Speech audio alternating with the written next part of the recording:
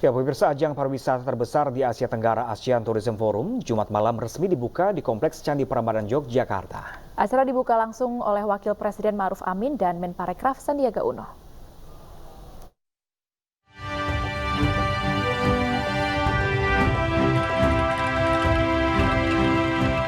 ASEAN Tourism Forum 2023 resmi dibuka di Kompleks Candi Prambanan Yogyakarta Jumat malam.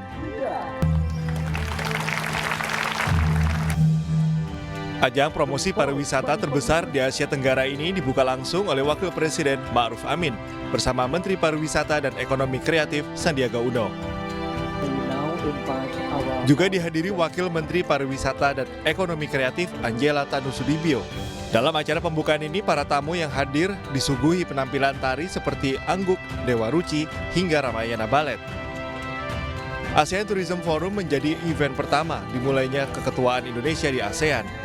Ajang ini dihadiri para delegasi dari seluruh negara ASEAN, termasuk 5 negara undangan, yakni Rusia, India, Cina, Jepang, dan Korea. Ma'ruf Amin berharap ATF bisa menjadi momentum untuk memulihkan ekonomi dan membuka lapangan kerja melalui sektor pariwisata.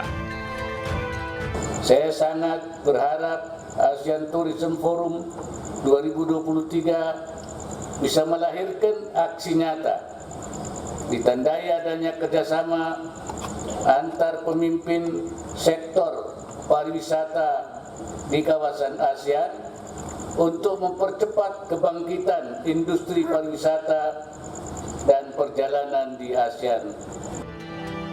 Menparekraf Sandiaga Uno mengajak para delegasi yang datang untuk juga berbelanja ekonomi kreatif di Yogyakarta.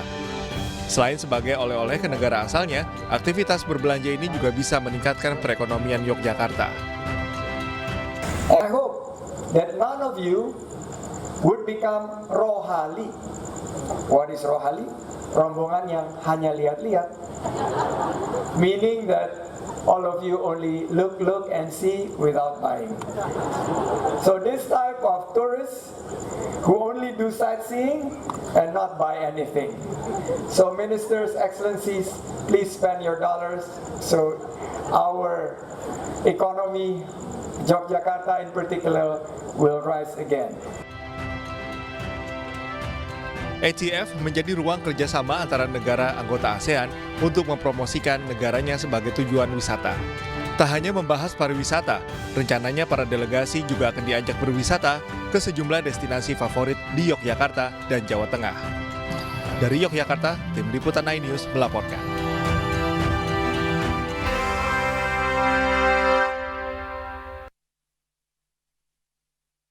Jelang gelaran Piala Dunia U20 Mei mendatang, Kementerian Pemuda dan Olahraga gelar Forum Group Discussion pelaksanaan Inpres nomor 3 tahun 2019. Ya, pemirsa, FGD ini merupakan wujud komitmen pemerintah untuk kemajuan sepak bola tanah air dengan melibatkan seluruh pemangku kepentingan sepak bola nasional.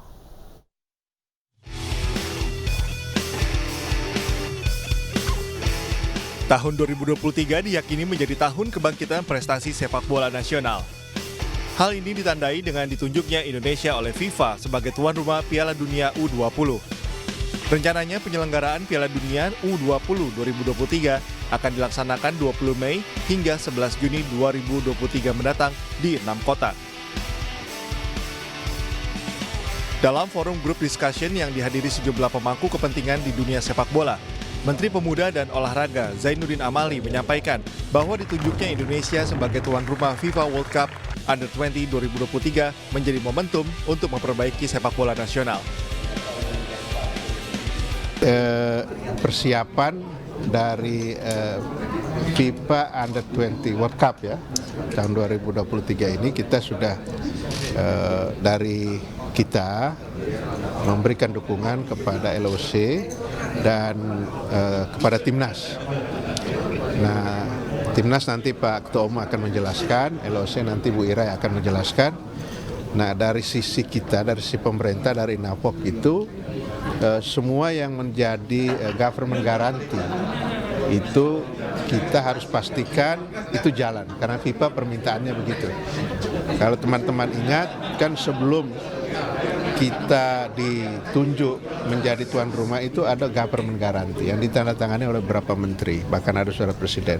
Nah, tugas kami memastikan itu jalan. Dalam forum group discussion, Menpora menambahkan bahwa Inpres nomor 3 tahun 2019 merupakan wujud komitmen dan tanggung jawab pemerintah dalam mendukung kemajuan persepakbolaan tanah air. Di sisi lain, pemerintah juga ingin meminta masukan dari para pemangku kepentingan sepak bola nasional seperti Asprof, klub hingga federasi. Dalam FGD yang dijadwalkan akan berlangsung hingga 5 Februari mendatang, akan dibahas sejumlah agenda sepak bola nasional, diantaranya mengenai infrastruktur, pembinaan atlet muda dari tingkat bawah hingga urusan garis koordinasi pembagian tugas antar lembaga.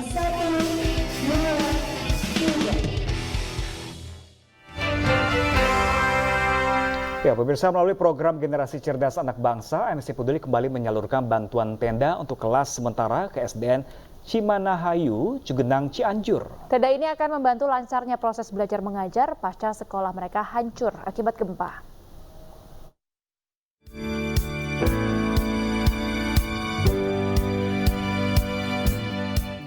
Meski kadang hujan turun, belajar di kelas darurat tidak menyurutkan semangat anak-anak ini untuk tetap belajar.